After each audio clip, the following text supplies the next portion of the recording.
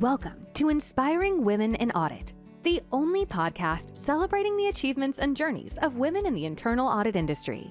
In each episode, we spotlight the extraordinary stories, insights, and expertise of these dynamic professionals. Our aim is to amplify their voices, inspiring a new generation of women auditors to share their knowledge, experiences, and unique perspectives. Remember to check our show notes for links to our social media channels and to subscribe to the Inspiring Women in Audit newsletter.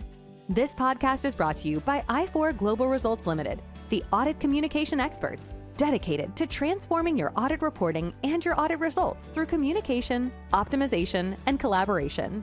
Now, let's dive into this episode of Inspiring Women in Audit. Hi there, everyone, and welcome to the Inspiring Women in Audit podcast. My guest today is Lori Kaczynski, a Fortune 500 executive and board director with over 25 years of experience across external audit, internal audit, risk management, compliance, and finance. And Lori holds the CIA, CPA, CRMA, and CGMA designations.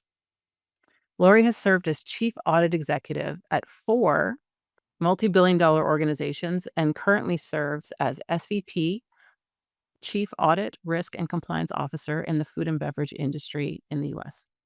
She is chair of the School of Accountancy Advisory Board at Kennesaw State University, where she was inducted into the Coles College of Business Hall of Fame in 2023. She sits on the board of governors for the IIA Atlanta chapter, and she serves on the AICPA Assurance Services Executive Committee. She's a speaker and panelist at national and regional events and has authored and been featured in articles in the Atlanta Business Chronicle. Lori, welcome to the Inspiring Women in Audit podcast. Well, thank you, Tracy. That was a lovely introduction. I am so excited about our conversation today. I am too. And I wanted to start with the question about how you landed in audit. Was it a deliberate choice or did it choose you? Yeah, that's a really interesting question. I'm alumni from one of the big four accounting firms, and 9/11 happened, and so had a financial change in my lifestyle due to my husband's career change. Went ahead and left the firm and started to work as a financial reporting head. So SEC filings and all of those things. And then when I was leaving that company, I applied for controller roles. And at the time, Sarbanes-Oxley was around. It wasn't the initial days, but people were still struggling to find experts in controls, processes. Companies were at that point starting to right size their control frameworks and realize they had gone too far in applying the law. And so based on supply and demand, it was absolutely very clear to me that I had sort of better opportunities with better companies by taking an internal audit role. And they actually saw my SEC experience and filing and working as a controller as premium. So that also helped as well. So I immediately moved into a 68-person internal audit group as a director. And I handled all of the, let's call it, corporate topics, pensions, judgments, estimates, all of those kinds of things. So they needed some SEC expertise in their internal audit shop. And I discovered that I loved it. It was sort of not an open choice. It's kind of like you assumed in your question. Absolutely, it was a pathway, but I found that I really loved it, and it gave me more opportunities in my life for freedom of scheduling as well, because you don't have to deal with month-end close and quarter-end close in the same way. We still have to, right? We're still involved, but not in the way that the controllers are in an organization. So, I found that, and this is going to come across strangely, but I think internal auditing can be extremely creative and fun to do. I don't think it's a scripted event. And I think when auditors approach it that way, we're missing out on opportunities to really be strategic to the organization. But it was that fun and ability to be more flexible in how I did my work that really kept me there. And that makes total sense. I'm the same way. I was in financial services for a couple of years when I worked in California, and it's just same thing month after month after month. And I thought, audit is just so much more exciting. It is, I think it's creative too. I love it because I think it's shades of gray as opposed to black and white.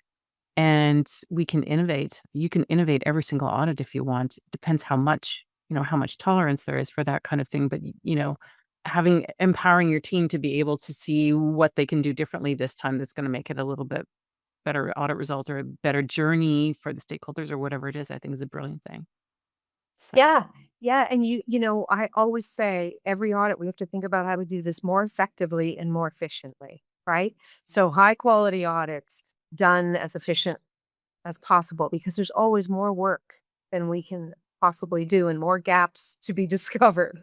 So, right. Right. And that makes me go straight to AI because auditors traditionally, we have done so much work that is manual that can now be done with data analytics or with AI. Is your team using AI? we're in a company where it's a little bit restrictive as to how the employees use it. Mhm. I think there were two companies initially, two different types of companies. Ones that said, just go use it and we'll learn. And then other companies who wanted to turn it off initially. And we were one of those turn it off, get control, identify the risks and opportunities. But we've put a great governance structure in place now and have good people applied to it.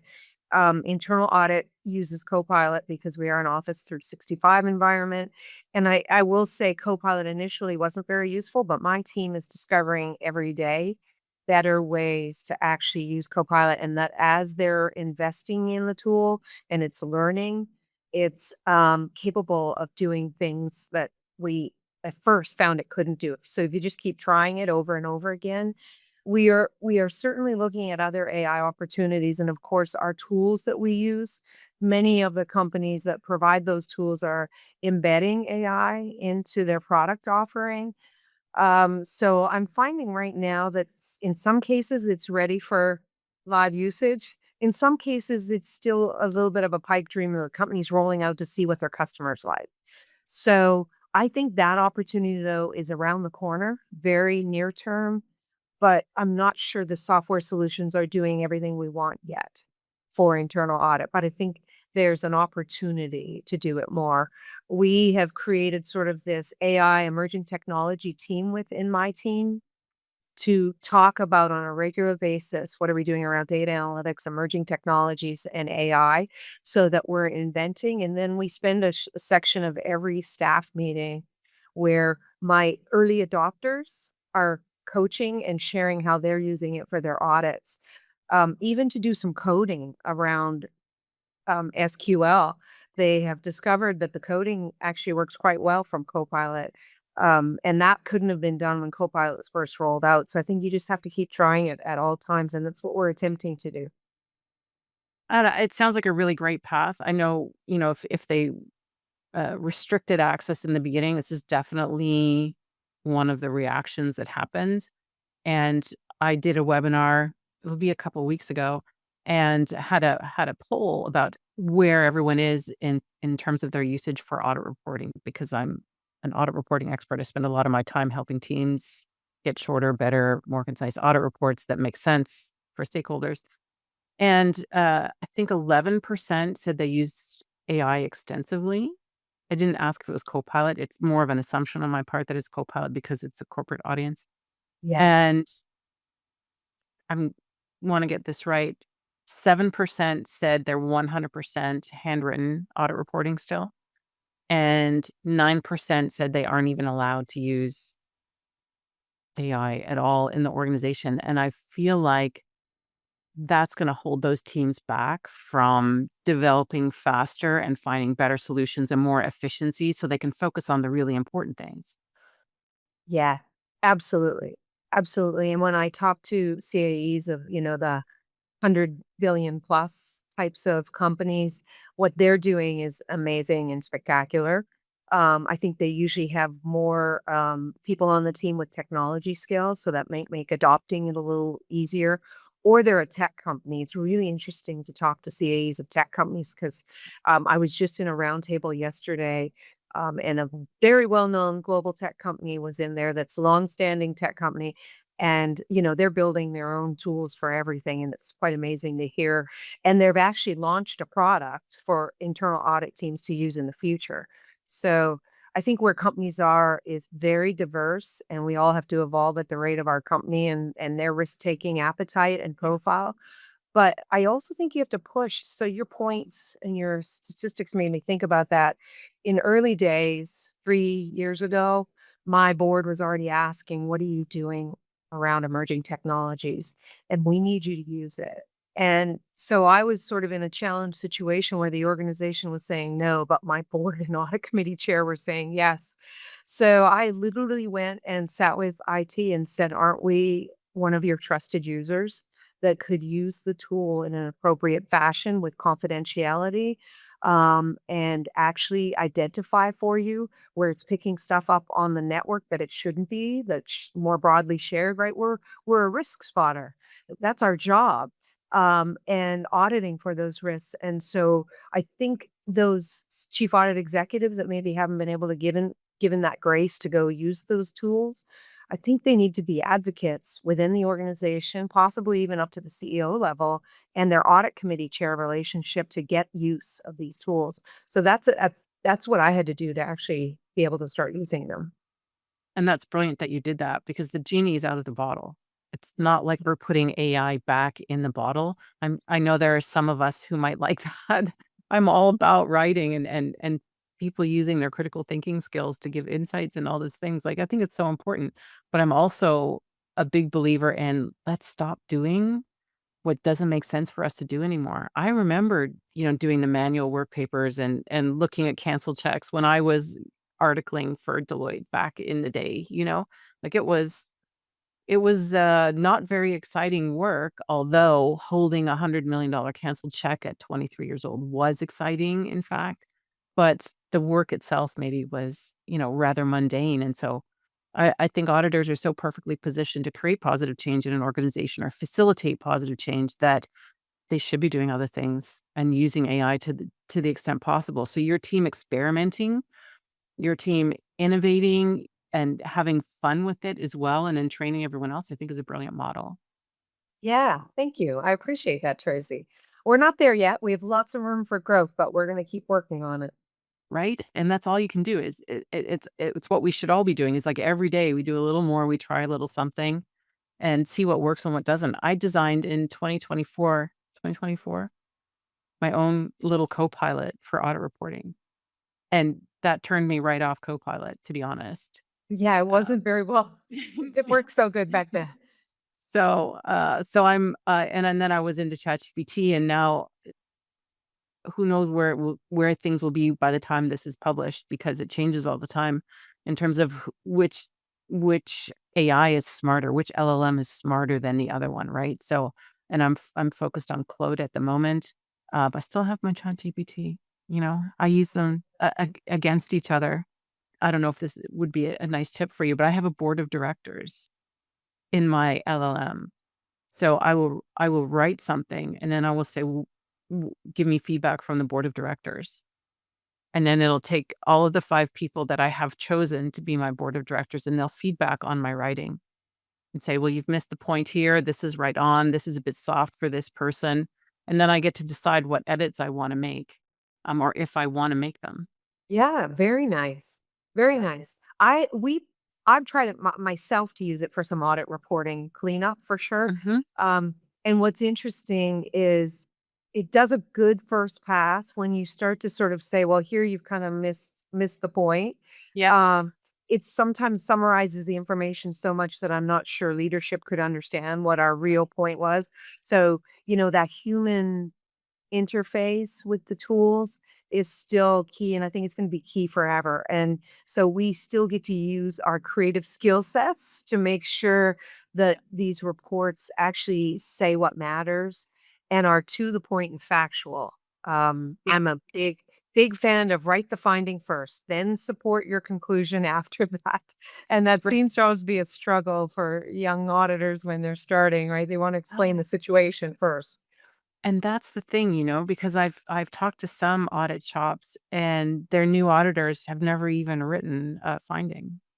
because they're using AI. And I feel like that is a real risk for our teams because they don't actually learn what makes a good finding. And if you can learn to craft one yourself, then you know if what you're getting out of your LLM is more on target or not. It's Yeah. I find for everything there's always human intervention. Like I haven't produced anything using AI that I have not done a massive edit on. So then I question myself, am I saving time using it?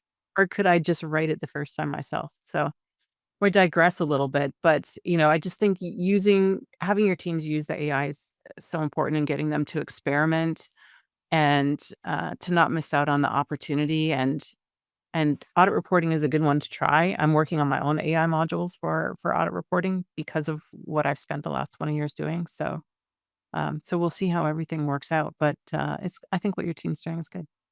Yeah. Thank you. Yeah. So let's talk for a minute about you having led several internal audit departments in your career. I'm wondering because you've had those roles at such large organizations, what's it like to step into the CAE role?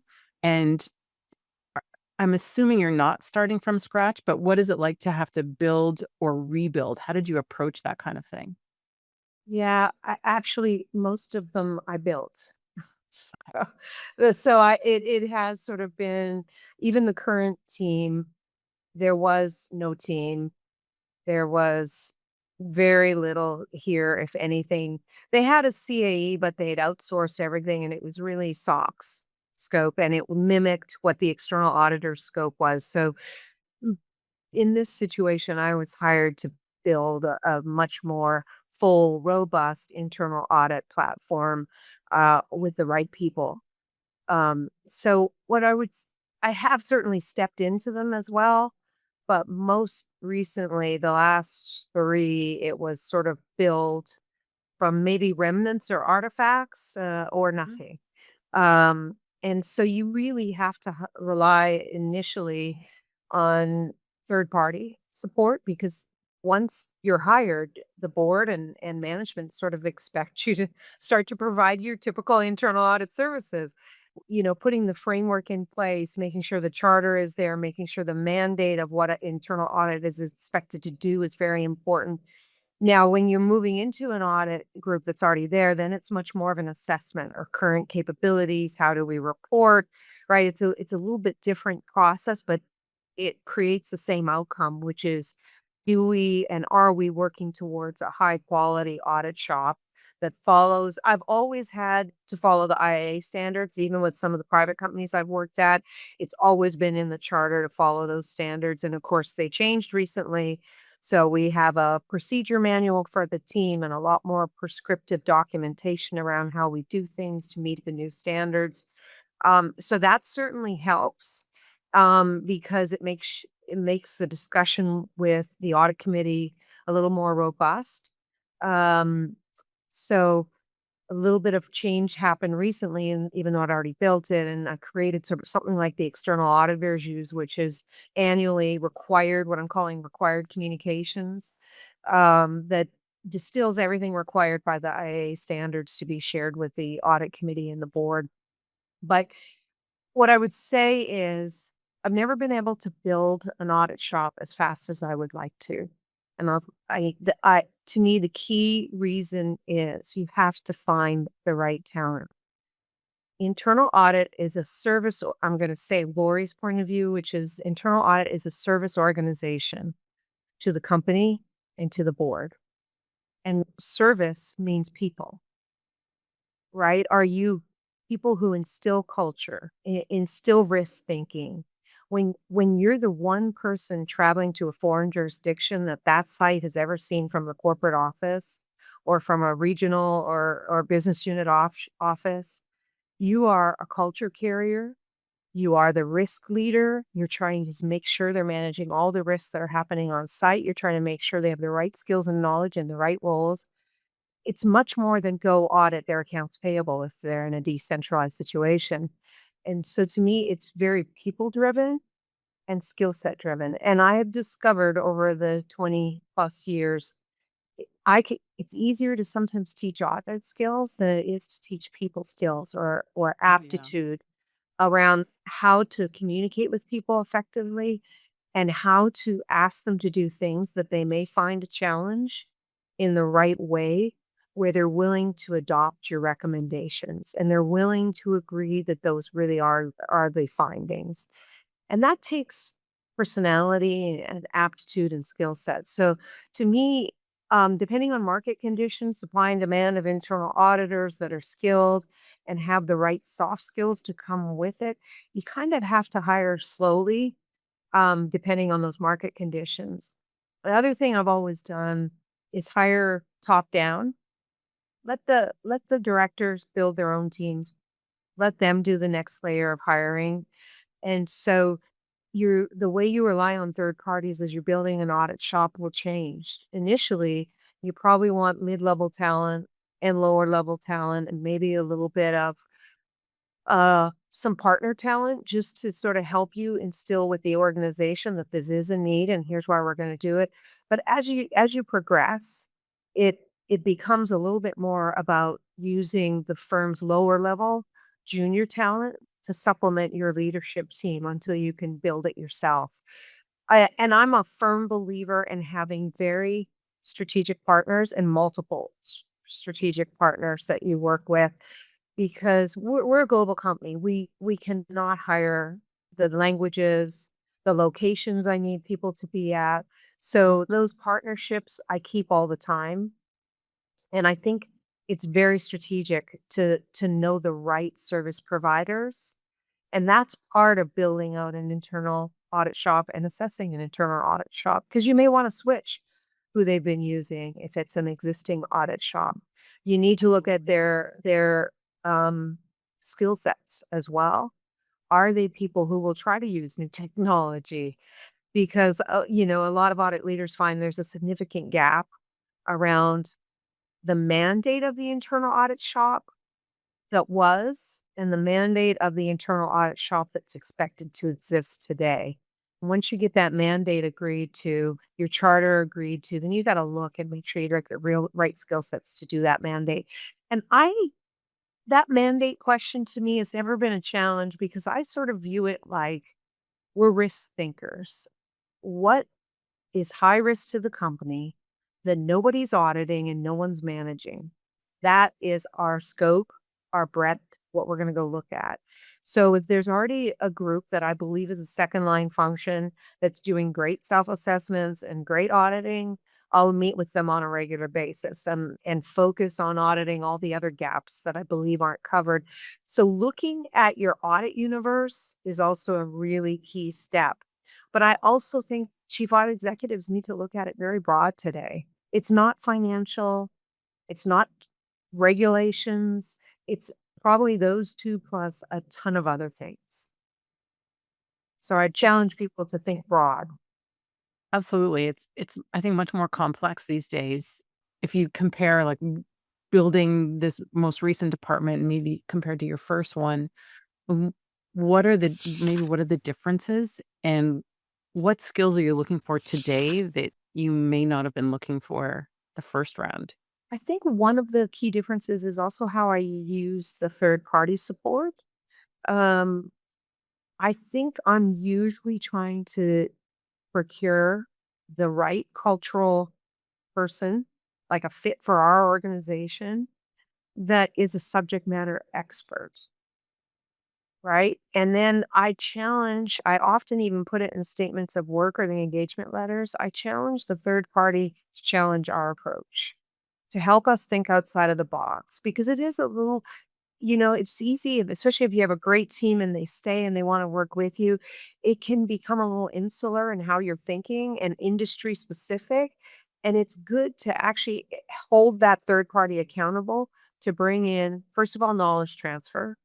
Second of all, make sure our processes stay alive and top quality. What are you seeing that we could do better? And I do something, I don't call anything I do co-sourcing. I call it a hybrid audit where we still lead it all. We drive the scope, we still lead it, but the third party is there and I want the resources to be 100% intermixed. I would firmly believe, after doing this for as long as I have, that that creates the most effective audit. We will find things that one team alone won't find. I've seen some results from a siloed approach of the folks you brought in from the firm. They do this in a silo, and then it doesn't really match and fit the whole picture of the audit. Yes. Yeah. And I find too the results of the audit, if you just have the third party go off and take the project, um, are not as well adapted by management. They don't accept it as well. They then don't take the action plans and truly embed them in their processes as well. It just takes that, hey, here's the expert telling you this is what a company your size should be doing. So sometimes you need that third party telling the business the same thing you're already telling them. It doesn't mean it's any better I and it totally doesn't. get that. I Yeah. totally get that because when I come in and work with the team on reporting and management's like, we've been telling them this. And I'm like, I know, but sometimes it's just different. When you bring someone else in from the outside, the team goes, oh, yeah, okay, we'll do that now. Yeah, exactly. Exactly. So if you had to hire someone tomorrow, what would you be looking for? So I think we've hit a couple of them already, which is creativity. Yeah. I think if you are not going to be a risk thinker that can be creative, you're probably looking for substantive yes or no. Is the criteria there? Did they need it? And I think every auditor, no matter how junior, should be thinking about we just found something that doesn't exist that we expected to find, or we found a gap. That ability to critically think and problem solve and say, because of that, here's the other risks that I've now identified.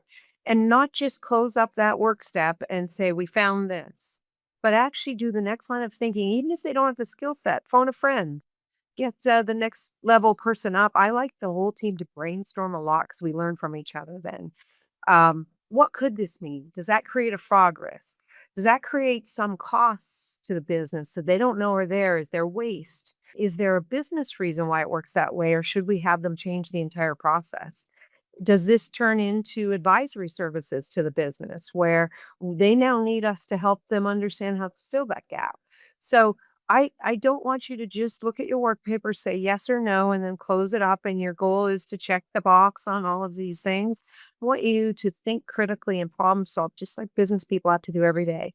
And and at the end of the day, we're business partners to them.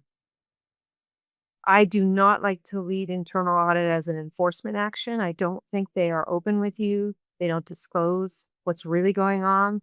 And so I actually tell them I will always put in the finding they self-disclose this issue, give them credit for it, but then we help them actually get the corrective action done in the right way and supported, whether it's financially or by resources to fix the gap. So I think we play a key role in making the organization better at all times. Oh, absolutely. Absolutely. When I think of those hires, I I struggle to see that a new auditor would be able to do what you described. So that would take your team being structured in a way to give them the support so they can learn to see and they can develop those critical thinking skills. Because I know when I was a new auditor, I didn't think that way. I didn't know to think that way. That is for sure. It's like when the external auditor comes to me to do I've actually had this happen, Tracy, so this hopefully will be funny for people, but I had the external auditor come and do the fraud inquiries with me and start to ask about what we did and how we did it, and had me confused with the prior CAE who had unfortunately passed away. And I just looked at the junior auditor and I said, did you read the work papers thoroughly? Were you prepared for this meeting? You might wanna read the work papers more carefully, and I won't go into all the details of the things they asked me, but they did not make sense. And I did it very kindly, but you need to think, right? You're taking some executives' time away from their job, and you did not plan or prepare in such a way that you're using your time and effort wisely or theirs. And that's why I keep saying efficient as well as effective. Yes. So I always say you can't over plan an audit, but at some point you have to stop planning, because the more you plan, the more risk assessment you do up front, the more you understand what it is you're auditing, how it works, the better your audit will be. But of course, at some point you have to stop planning or you've lost efficiency. So Start executing, right? You have to start Yep. executing. But I'm a big believer in planning and preparation as well. It's frankly the key to my success. And I know it doesn't work that way for everybody, but that's what works best for me. But I do see audit teams that struggle. They don't they don't get enough planning done in the planning phase, so then they drop into the fieldwork phase and they're still finishing their planning. And that has such a ripple effect, negative one, on the actual outcome of the audit because they don't give themselves enough time. They don't have time to prepare a no surprise closing meeting. They don't have time to have drafted their findings to say, are these really findings? Are these really issues that we need to bring forward? Or they don't talk about risk in the closing meeting or give any insight. And I feel like we would be doing a better service for the business if we are actually that prepared. So getting that planning done is number one key, but getting it done in the planning phase as much as possible is also key. Yes. Yes, I agree 100%. I can't say it better, so I'm just gonna say I 100% agree. Um, like I was just on an audit where I was asking, "Did you complete the balance sheet review before you got here?" The answer was no, and I'm like, "How do you know that you're actually looking at the right things, where there's judgment or estimates or probability of risk?" The other thing you said something else that caught me that I always say all the time, which is at that closing meeting when you're sharing the findings, which you've already pre-agreed to with the owner of the finding, right? There should be no surprising it's like a performance review. There should be no surprises in the closing meeting unless you just discovered something in the last hour before the meeting. But um, talk about risk. Don't talk about the finding. Talk about risk and then talk about what needs to be done about that risk. Because I think auditors too get too hung up in talking about the finding. And then it's easy for the business to argue away the finding or focus on the finding or whether the evidence was sufficient or, hey, you should have asked us for this. We also have other documents. Focus on the risk that was identified.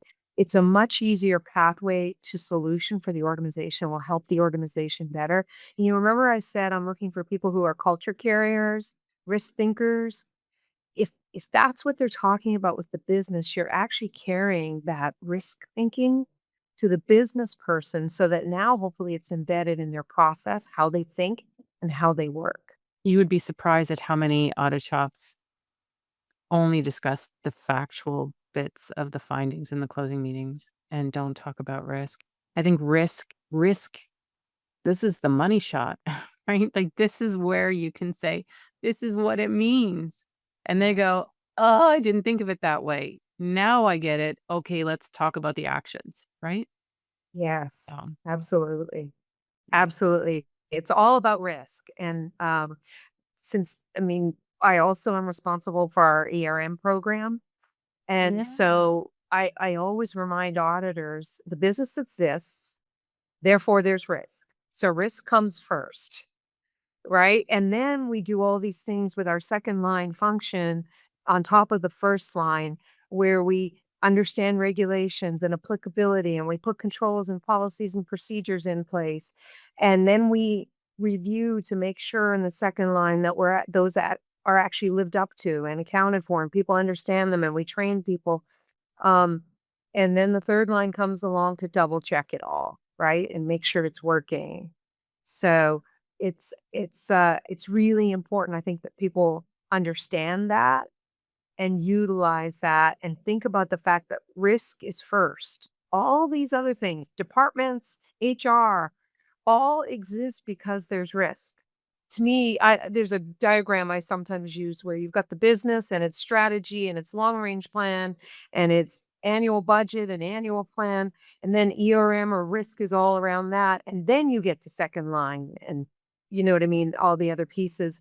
And I think most people don't put risk where it belongs. They think it's another second line function along with HR.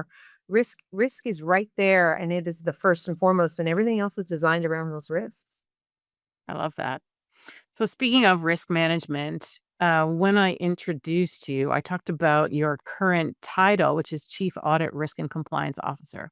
So I'm wondering, can you talk about that scope? Because the combination of responsibilities that you carry, I don't feel like is an everyday occurrence in audit shops around the world.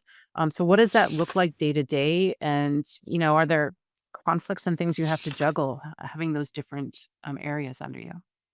Yeah, yeah, absolutely. In the IA standard, and I love the new three lines model because to me we're about risk. So if nobody's in the second line managing that risk, I think internal audit needs to be there to raise their hand about it, right? So, but I have ERM, and that is very common. I think we're somewhere in the 50 to 60% range of studies I've seen of chief audit executives, especially with large companies, also having risk.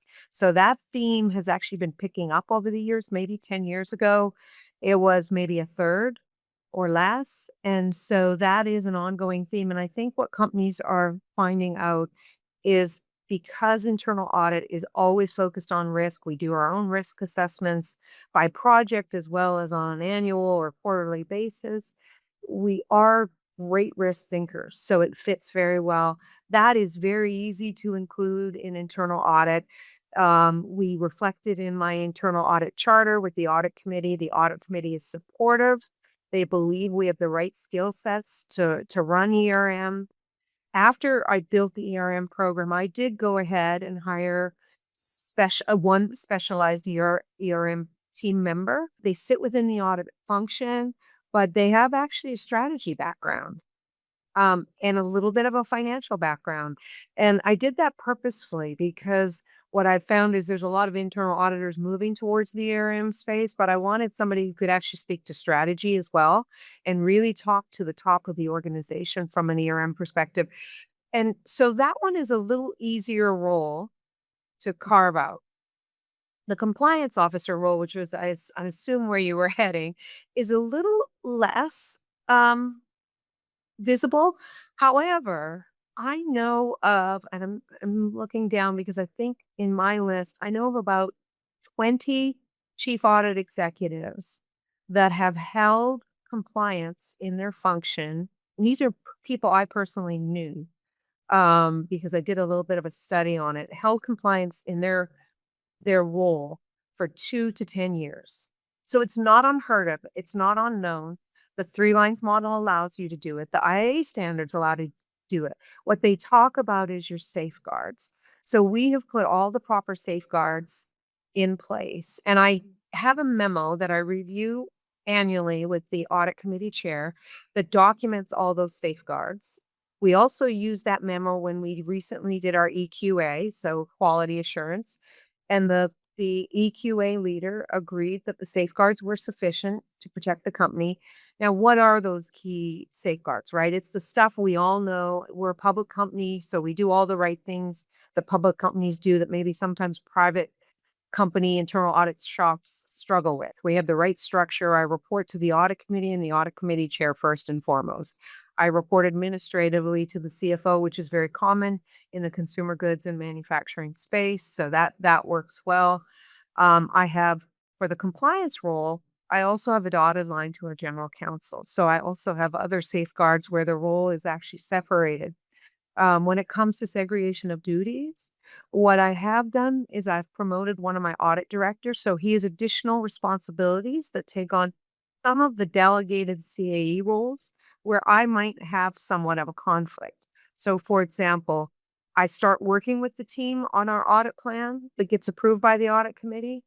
I throw out all the audits I believe we need to do. Then the team goes away separate from me and builds the rest of the annual audit plan. And it's a flexible audit plan. So we do make changes throughout the year, but they bring that back to me for final review. But I don't have final decision rights. I've delegated that. And the audit committee knows that. We've outlined it. That person presents the plan to the audit committee so that I can't say, no, you can't audit this compliance topic or that compliance audit. So That's just I did that use that as an example of a safeguard, but there are others. But that's the primary one where we've made some changes. And then documentation and disclosure. As I said, we've got this memo. I disclose every May to the audit committee my roles. We talk about independence. We talk about objectivity. We talk about conflicts of interest.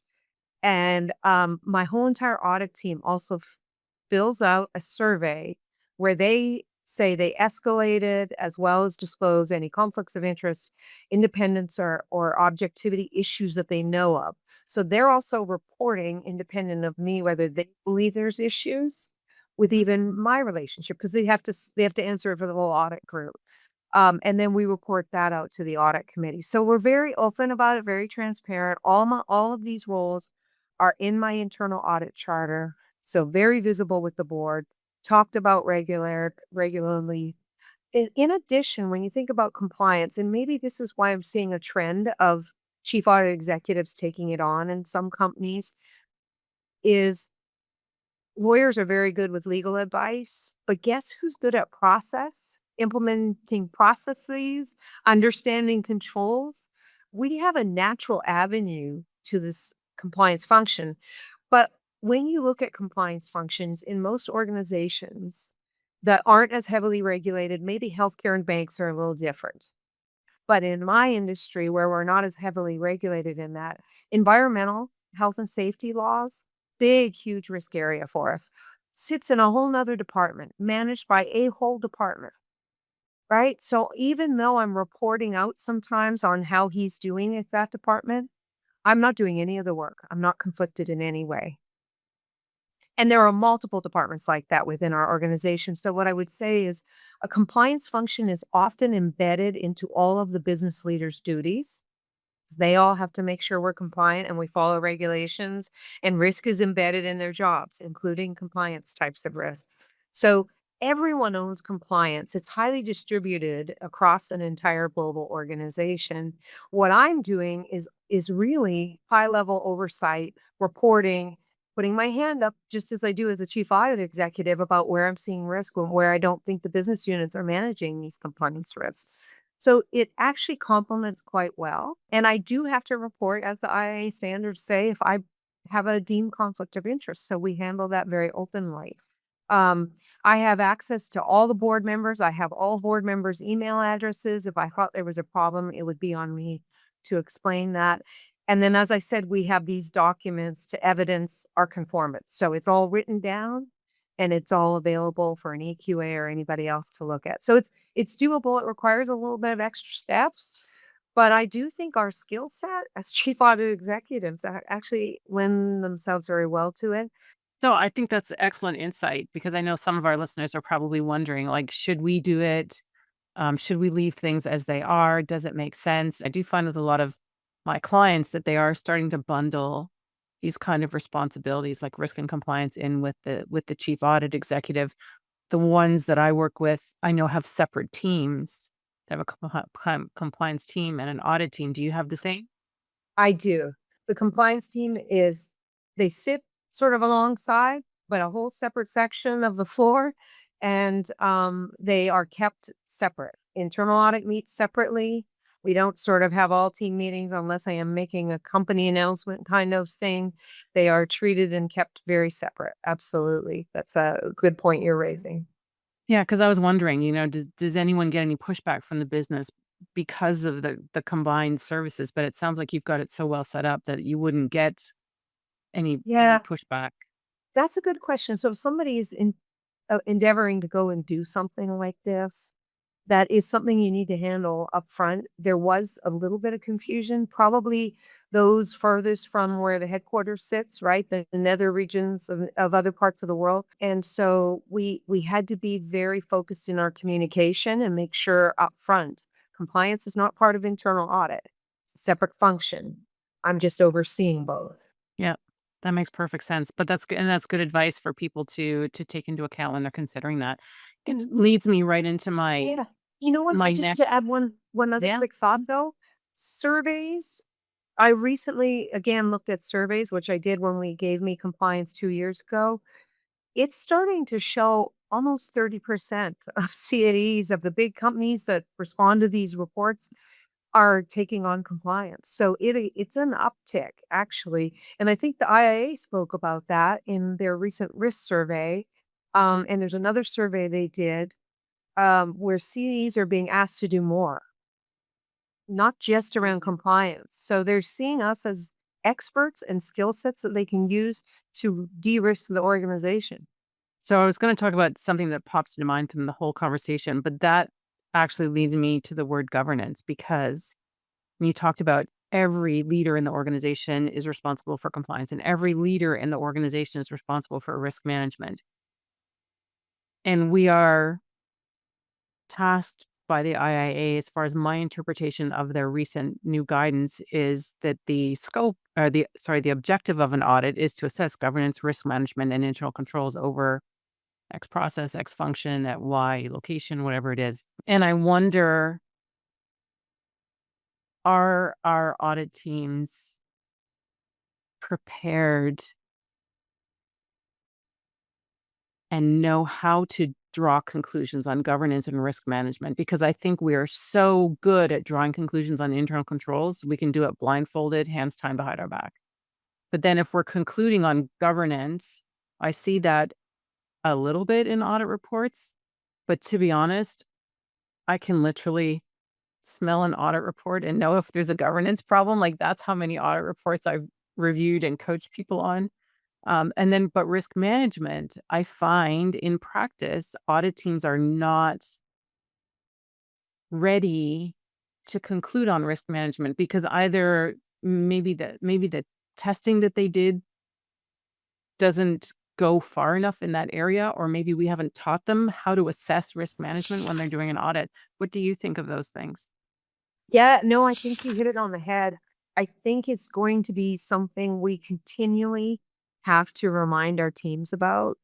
And I think actually being the compliance officer gave me even deeper insight into our governance procedures. So it actually, and enterprise risk, owning enterprise risk as well, because it starts at the top, right? So, but I think you've hit something very important. So I review in detail. I'm sure my staff hates it, but I review in detail every audit report, every word, just like it was a public SEC filing.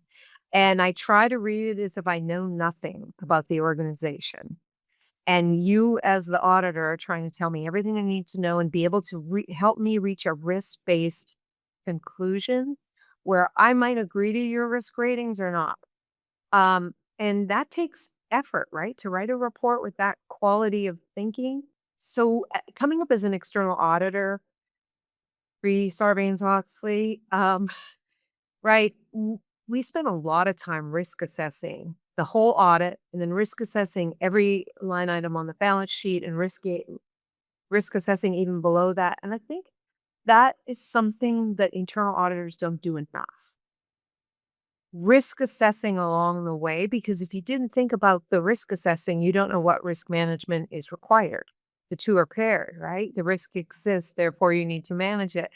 And so I don't think internal auditors are spending enough risk assessing throughout the audit and also when they kick off an engagement using the new IA. I was going to say activity from the old IIA standards, and an engagement even up front.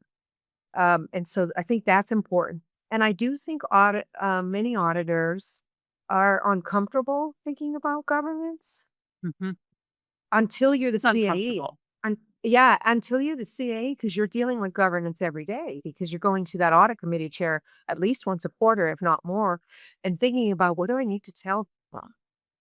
What's not being talked about in the committee meeting that they need to know about? Where am I uncomfortable that the company's not moving fast enough? The other thing I would bring up as you were thinking about governance and risk management, and this has been a theme, I would say, for internal audit for a while, and I'm not sure we've mastered it, culture assessments. Because to me, if your culture has problems and you're deeming that there's some cultural norms of behaviors wherever you're performing your audit engagement, there's a governance problem, Oh, maybe yeah. a risk problem, and maybe a risk management problem. And it confounds me because the how uncomfortable most internal auditors are in being able to speak to me confidentially, one-on-one, of what do you feel about the culture? And they are absolutely uncomfortable. I think it's because maybe we come from a technical, math-based skill set or something like that.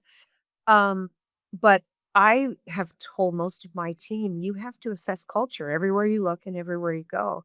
And I think that's part of this governance risk management. The IA has released a lot of stuff recently on culture and culture auditing and culture assessing. I have not seen it done perfectly anywhere I've been, but we're always trying to assess it. It's a skill set that I'm not sure, especially the more junior the auditor has, that we have to figure out how to get them comfortable with. So what I talk about, can I share what I talk about in my Yeah, I'd training love is that because I see that we're not concluding on governance and risk management. We're just usually saying, oh, we have a problem with the execution of the controls or whatever it is. Yeah. So I advise all my chief audit executives to put in place a bullet point definition of governance.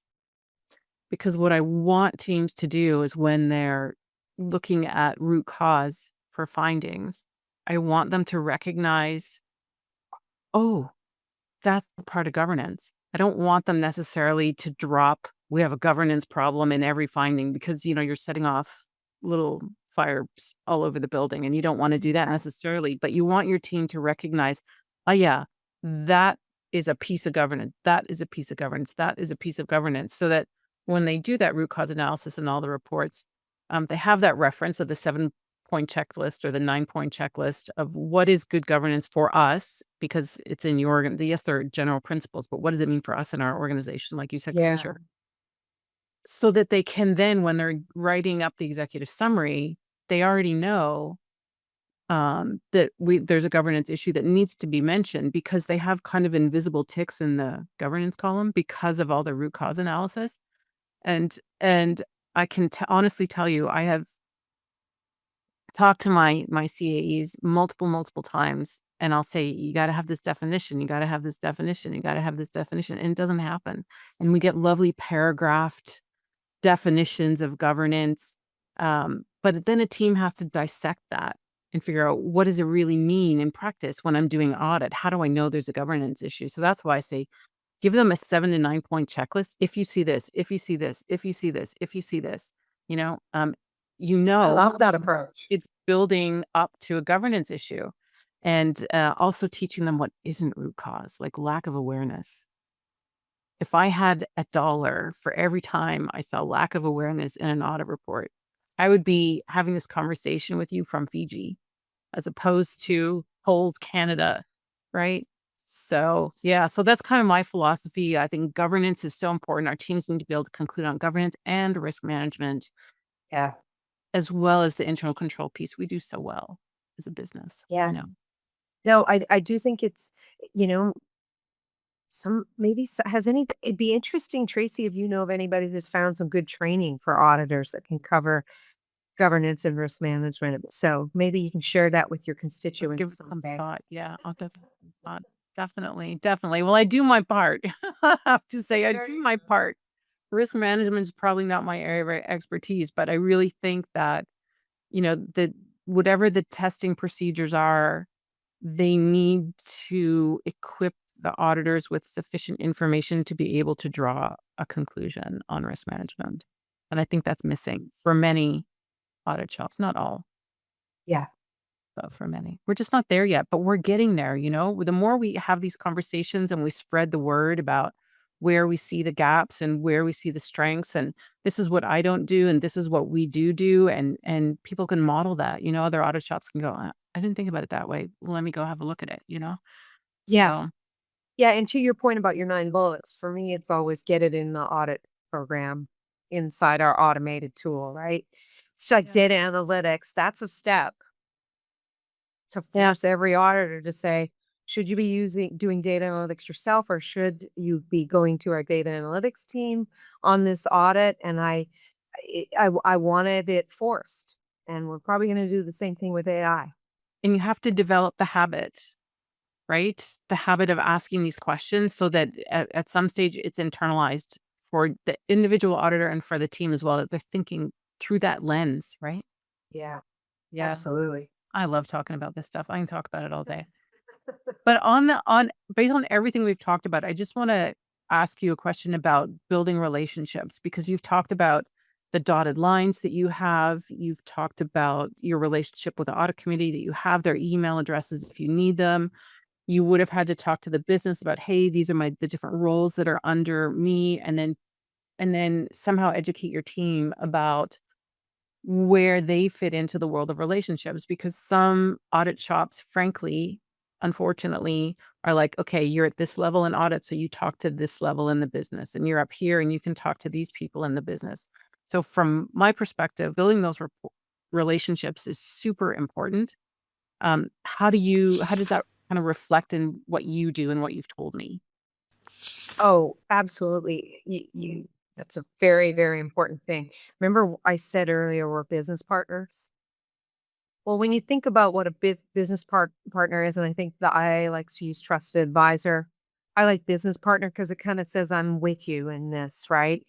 Um, but um, I say business partner on purpose because what it implies is we've taken the time to learn the industry, to learn the business, to learn the acumen. We're not just coming in to audit you without doing our research and understanding things. I think that's extremely important. And I keep it on people's goals until I feel comfortable once they come into the company that they can speak the language, they understand how our processes work, they know what systems we use, all of that.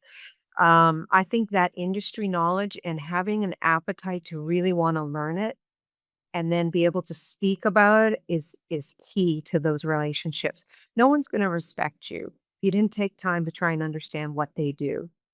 And you're going to ask the wrong questions or you're going to ask questions that don't seem very well founded. And so you've got to focus on learning the industry, your business, everything to do with it, and any unique things around your business and the industry risks, industry laws and regulations. It goes on and on and on. The other thing I've always done is delegated out responsibilities. Once you know you have a good team,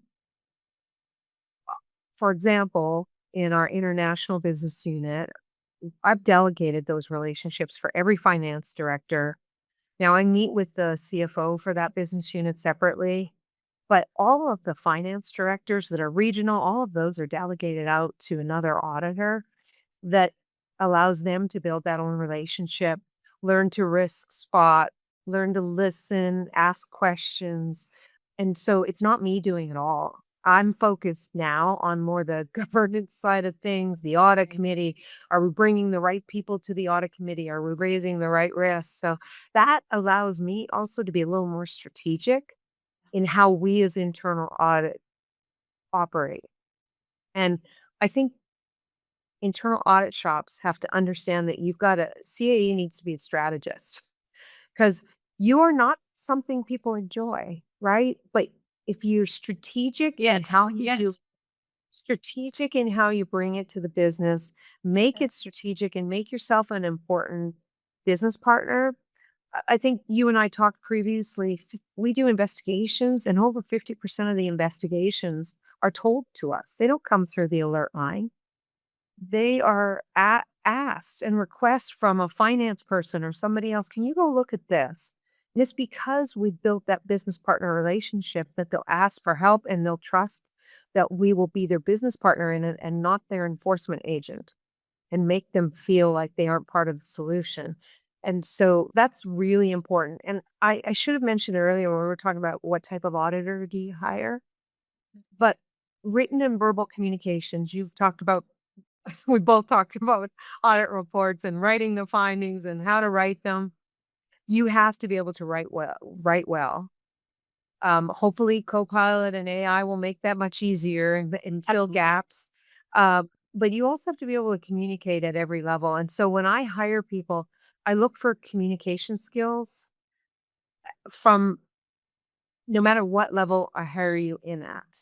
because I need to be able to put you in front of the CFO or an hourly worker, maybe working a piece of equipment, and have you be able to treat them with respect, be diligent in your job, and ask and listen and be an effective listener. And so to me, that relationship building, everybody owns it in the audit shop. Everybody. Because it's much easier to break a relationship than to build, or sorry, it's faster to break a relationship than to build one. So what I hear back about my team is they are liked. People enjoy working with them. So you got to set that tone from the CAE down that we are a business partner and make sure you believe it and lead that way. And I love that because the word that pops to mind when I listen is just empowerment, empowering your team, helping them become better leaders, helping them see the risks more and building those relationships. If you create those opportunities, you're going to have much better, well-rounded, effective team members over time. That's what I love about that. Yeah. I'd like to switch tracks for a second, because this is inspiring women in audit. So there's been a lot of conversation about gender forever. Um, Things are shifting in our profession. Um, we have a lot more CAEs who are women. I think it's generational dependent. So that as we go into the older generations, we're still seeing a lot more men in chief audit executive positions, but this generation is all retiring soon. They've started or they will be, and I have a lot of younger female chief audit executives in my Inspiring Women in Audit LinkedIn group. So I'm seeing a lot of shift, and I know team members are almost like 50-50 now. So what are you seeing as change in gender diversity, and how does that work inside your team? I haven't counted gender diversity in my team, but I know I've got a lot of folks. So I feel really good about that. Mhm. I also think diversity of all matters and all kinds is important. So I have people from all around this world on my team. I have people that were born in Love that. Africa. I have people that were born in the Caribbean. I have people born in Canada. I have, um, we come with different colors, different universities. So very diverse in their thinking and who they are. And that's important to me because I think you have better outcomes in how we audit. And that is why I want them to brainstorm during audits. When it comes to gender diversity, I've been the executive sponsor the whole for our women's group here. I was the executive sponsor for our women's group at my last company as well. So it's a matter of importance to me. And it's one of the things that have tried to do for the last 10 plus years to give back is to make sure that the pipe companies are doing things to create a pipeline where women can get to a CAE role, for example. It is concerning to me because if you look at the stats just about women in business and leadership roles, if you look at the stats, nothing any of the large companies who are disclosing what their stats look like are doing fix the gender inequality at the top in 30 years from now, right? So there's a pipeline problem. There's how we write our job descriptions. There's so many other things that we don't yet do well to attract diverse people. So that's why I was bringing up the broader diversity Yeah. in all things, promotion, right? So my HR needs to be looking at promotion and retention and what those numbers look like around diversity, whether they report it or not. Because if you're seeing an entire group that you keep promoting the same people that look and sound the same, you probably don't have mechanisms in place, performance reviews, goals, that actually drive a pipeline that will look different in the end. So I think there's a lot of critical factors that need to happen. For internal audit, there are more women. What I find very interesting though, and I'm still processing this, but 3 audit shops ago, I had a business leader say to me, When you're hiring your third-party experts to come in and work with you, as well as how your team looks, sets tone for the organization because you're considered a key strategic leader. What I find, though, is with my third parties that I hire, just as big a challenge for their internal audit teams to look diverse. I would say my team is more diverse than the third parties I bring in. I have to actually challenge the business to say, go find me somebody else. Not the business, I'm sorry, the third parties. And what that tells me is because a lot of the people we all hire into internal audit came from all these firms. Yeah. So the hiring pool in the marketplace is not diverse enough yet, just based on what I'm able to bring to bear when I hire a third party. So that tells me we're not doing all the things we need to do. Now we know you mentioned earlier, I sit on a School of Accountancy board and have been on it for over 20 years. Um, we're always talking about how to get more people into accounting. There's a shortage there. We're always talking about the gender inequality initially. We have more women now enrolling than men in some schools of accountancy. Um, we have a problem with keeping people. They'll come in to do 4-year accounting roles and then they don't stay. The Wall Street Journal has done articles on the accounting field and the shortage. So there's a bunch of things we need to solve for. I think you probably know a lot of the U.S. states. I know you have a global audience, but a lot of the U.S. states are looking again at the 5-year rule and trying to figure out, is that really necessary? And when my best internal audit teams weren't all accountants, though. I don't have Oh, absolutely. Yeah, I don't have engineers and lawyers this time around, but I often had in the past, especially at private companies, engineers, ex-lawyers who didn't want to practice law being in the law department. And so I think we need to look at the populace of who we hire into internal audit very broadly. And that might actually help with CAEs that are of both genders. But you're right, when I go to CAE roundtables, I add up the amount of women, and I'm in a big metropolitan city, so I Right. get to do it more than many. And I add up the amount of women, and it's still maybe a third. You know what I add up? I add up, I'm outing myself. I add up the number of female speakers at the industry conferences out of the men. And there is definitely disproportionate numbers. Yeah. And it's not because I think women should be included for the sake of being included, but you cannot tell me when you have a panel of 4 gentlemen that there isn't one female auditor in the world that is also qualified to be on that panel. Yeah. And I was just reflecting back on our compliance discussion, right? I could have said, no, I can't take on compliance. Mhm. Too risky. Don't want to deal with the additional safeguards I have to put in place. Don't like some of the questions I get from the audit committee when they're having days that they're worried more about Sarbanes-Oxley controls and ICFR um, but I said yes for all the reasons we want women taking on key leadership roles in all organizations. It means I have a broader control span. I hate that word and saying it that way, but I can't think of a better term at the moment. It means that I have a better, broader control span. I'm much more strategic to leadership now because I'm leading multiple functions. When I give them advice or tell them I think there's a problem, they have to say, well, who has better visibility to all these problems? You're looking across the whole global organization from multiple positions and points of view. So I think we have to, as women, be ready to take risks.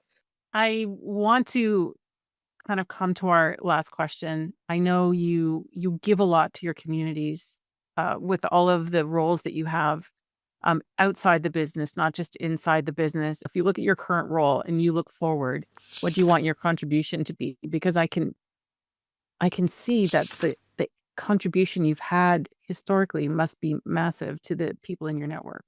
Well, everybody wants to feel that way. I don't know that I guess I'm my own worst judge, right? Unfortunately. But I I do hope that through mentoring, through I do like to speak at conferences to reflect back on your stats on that one.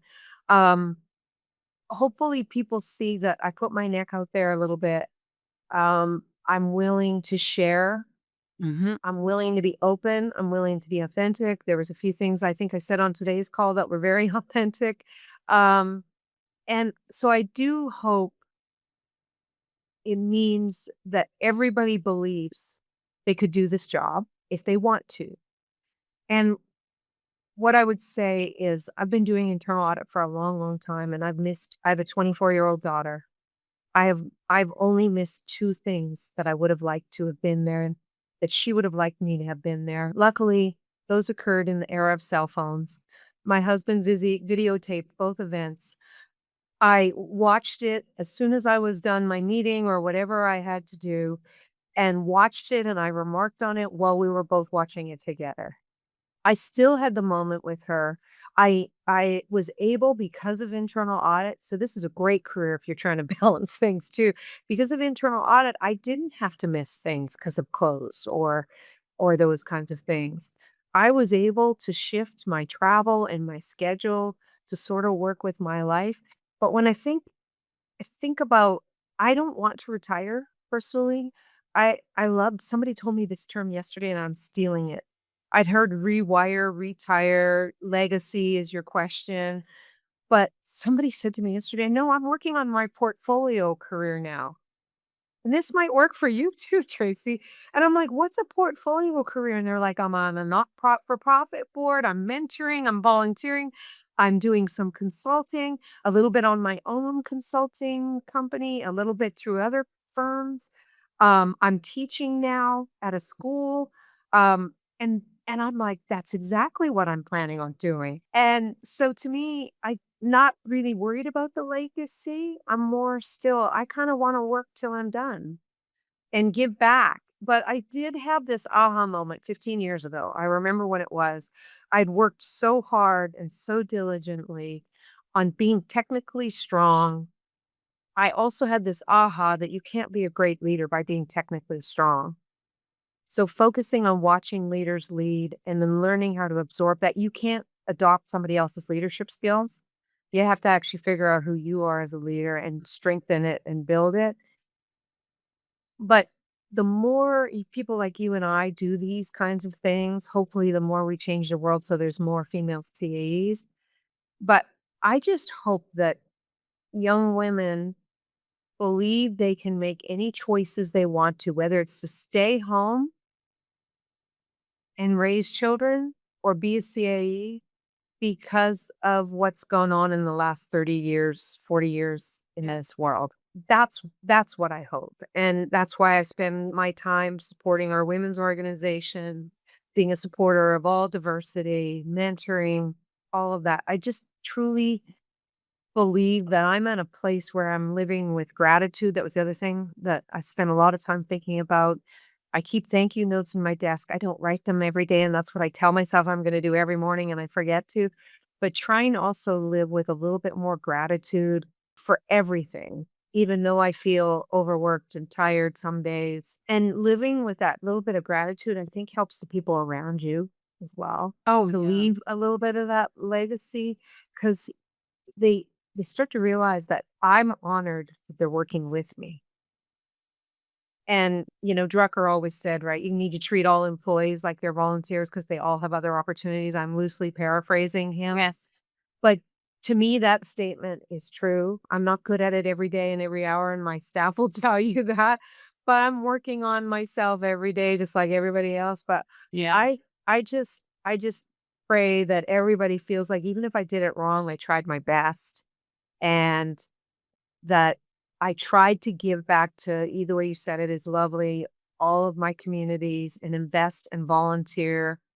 You know, it's not on my resume because it doesn't tie to my portfolio career that I'm after next. But absolutely, I've been a volunteer every night at a pet shelter to let all the dogs out, 50 dogs out late at night give them their medicine, put them to bed, and did it with my daughter to make sure I had more time with her. But to me, you have to give back to your community. I really believe humanity, we each have our buckets, and you filled my bucket today because you actually said some very kind things to me. And I hope I filled your bucket by giving you this hour. And I think You have. I think we have to look at humanity that way, and just being available and in the moment with another human being fills everybody's bucket sort of life. And I hope that's the legacy, is I hope I didn't empty anybody's bucket and not refill it. Do you know what I mean? I I do. left them in a better place.